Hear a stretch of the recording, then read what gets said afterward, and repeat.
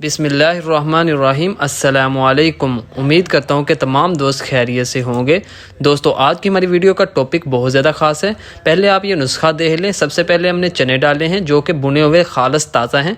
उसके बाद हमने देसी बादाम की गुरबंद की गिरी डाली है, इसको गुरबंद की गिरी भी कहते हैं। मगज़ अखरोट डाले हैं और उसके बाद हमने आपके सामने ये काजू, ताज़ा काजू डाल दिए हैं। ये जो काजू हैं ये फ्राई नहीं आपने लेने, बिल्कुल सादा लेने हैं, वो ज़्यादा बेस्ट है। उसके बाद हमने फ़ौरी तौर पर ये आपके सामने मगज़ पिस्ता डाल दिया है। उसके बाद हमने अलसी डाल दी है। इन तमाम प्रोडक्ट्स की क्वांटिटी हमने बराबर रखनी है, बिल्कुल बराबर रखनी है। और ये हम डाल रहे हैं खशखाश, ये भी आधा किलो है, सारी चीज़ें आधा आधा किलो हैं। और ये हमने डाल दिया इसके अंदर ये नारियल का पाउडर, नारियल का बरादा, ये भी बहुत ज़्यादा बेस्ट होता है इस नुस्खे के लिए। और ये हमने डाल दिया अंदर अचारी मेथरे, ये भी बहुत ज़्यादा फ़ायदेमंद होते हैं। ये है आपका तमाम नुस्खा। इसके बाद हम अंदर डाल देंगे कूज़ा मिश्री। आप चीनी भी डाल सकते हैं लेकिन कूज़ा मिश्री डाल देंगे तो ज़्यादा बेस्ट है। उसके बाद हमने 4 मगज़ डाल दिए। अब हम इसको मिक्स कर लेंगे।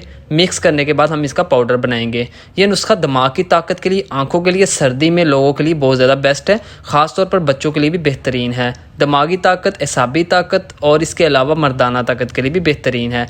जोड़ों और पट्ठों की दर्दों को ठीक करता है और हमारे एसाब को ताकत देता है और हमारी क़ुव्वत मुदाफ़ियत को भी मजबूत करता है। इस नुस्खे को सर्दियों में इस्तेमाल करने से हमें बहुत ज़्यादा फ़ायदा हासिल होगा। ये नुस्खा मैंने आपके सामने सारा रख दिया है। आप इसकी अपनी हिसाब से क्वांटिटी इस्तेमाल कर सकते हैं। ये तकरीबन आधा आधा किलो तमाम चीज़ें हैं। लेकिन याद रखें कि इसमें जो आपने मेथरे डाले हैं वो आपने टोटल क्वांटिटी का तीसरा हिस्सा डालने हैं। अब हम इसका आपके सामने पाउडर कर रहे हैं। ये आप देख रहे हैं कि हमने ग्राइंडर के अंदर डाला। और याद रखें कि इसको ग्राइंडर के अंदर ही पाउडर करना है, ये ग्राइंडर के अंदर ही पाउडर होता है। ये इसका सफ़ूफ तैयार हो गया और हमने कूज़ा मिश्री को अलग पाउडर कर लिया। अब हम इन तमाम नुस्खे को मिक्स कर लेंगे।